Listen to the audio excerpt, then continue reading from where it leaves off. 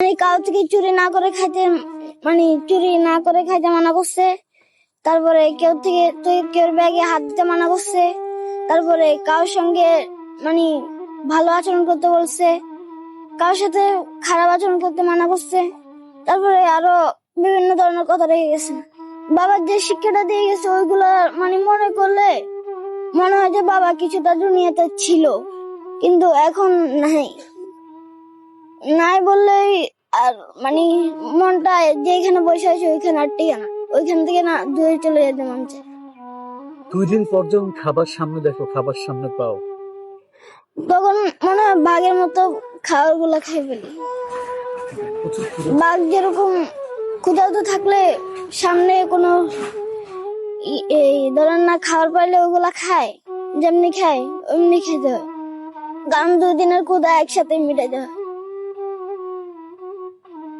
তোমাকে যদি কেউ বলে যে তোমাকে ভালো স্থান দিবে, ভালোই করবে, তুমি যাবা?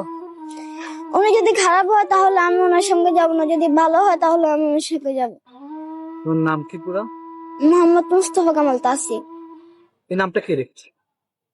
মুস্তফা কামাল রেখেছে আমার দাদা, তারপরে তাসিফ রেখেছে আমার আব্বু। একটা হাসি দাও তো, দাঁত বের করে হাসি দাও। হাসতে ভালো লাগতেছে না? ওইগুলো অনেক সময় অনেক কিছু হয়, কিন্তু ওইগুলা মানতে হয়, কারণ লাইফটাই অনেক বড় একটা জিনিস। না মানলে তো ওরা মারবে, ধরবে, অনেক কিছু করবে। যেমন আজকে দুপুরে ট্রেনের ভিতরে হাঁটার পরে 2টা কলা পাইলাম, কলার মধ্যে একটা খাইছি, আরেকটা খাওয়া শুরু করবো, ওইটুকুর মধ্যে আরেকজন আইসা এটা নিয়ে চলে গেছে। কে নিয়ে গেছে?